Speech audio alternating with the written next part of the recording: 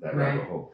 So I think it's fascinating because one of the things that I really wanted your voice out there was because I feel like the female voice of investments and the female voice of finances, like I feel like it's underheard.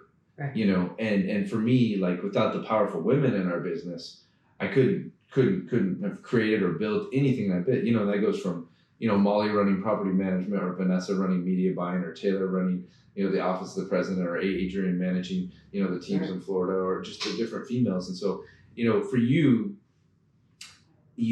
I actually remember a dinner not that long ago you told me about with another education investment company, right? And with we'll call them dudes, right? Two dudes.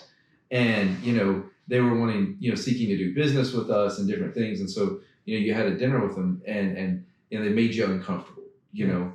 Talk about a little bit about like what that's like being a female businesswoman, because men, I mean, I have no idea. Right. Even though I might think I do, I don't. Right. Let's talk about that a little bit. Unfortunately, you know, and I've been in this business and it is a male-dominated business, right? The uncomfortableness of it is, and I've dealt with it my whole life. This particular time, though, is because of where I'm at in my life now. And I've earned where I've gotten to, right? It wasn't given to me. I built it from the ground up with you. And it was just the things that were said. It was belittling, basically. Oh, you did this to get to the top, and you did this to get to the top. And it's just wrong, right? And it happens all the time to women. And it was very hard because at the same time, I own a business, right? So I could done one or two things at that dinner. Part of me wanted to punch them both right in their face, you know what I mean, and get up and walk away. It's a good thing you're 10 years older. Right, absolutely. Because 10 years ago, I would have probably, yeah. But I had to look at the bigger picture, right? I had to look at where is their value in my business? Is there value with them for my investors, right? So unfortunately, you have to eat that sometimes, right? And you eat stuff all the time too. But yeah, as a woman, you do. And I'm not going to lie, like my ride home that night, tears fell. And I'm not a crier. I'm a pretty strong woman, but it just hits you in the wrong way because when you work the way that you do as a woman in this type of industry and you grind the way that you do and you're at the top finally, and someone talks to you like that and you know you're better than them, you know they need you and you don't need them, it kind of taps on your ego a little bit. But by the time I got home, I was good. You know what I mean? I thought through it and worked it out. And I called you, you know, and you're like, oh, I would kill them.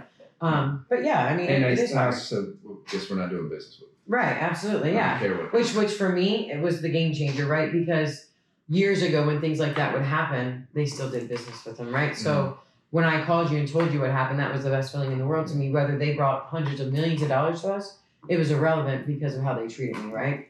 Which was actually that was a big change for us in our business too. Because normally I didn't go do those dinners unless you were with me because of those reasons. Yeah. You know, and they could have been a big client. But the fact that you put my self-respect and my worth above that spoke volumes to me that night. I think in business, when you're getting started, you're pushed so hard to succeed, right? Certain things you're not going to pay attention to because you're pushing so hard to succeed. But I've realized, you know, over years and years of being in business with you, like, you gotta let go of the little gain, like the momentary, like the instant gain that you think you might have from something if it crosses the long-term line. Right. Right. And I think that's one of those things when you, over the years, you have to make the long-term decisions with immediate action. Mm-hmm. And always immediate action is huge because if you're not doing the long-term, and it goes back to that dysfunction. Yeah. If you allow a seed of dysfunction in your life or business now, it's going to eat you up later, and then it'll just grow and get worse, worse and worse and worse. I think that's really, really important as you look at the whole scope, as you look at the whole game.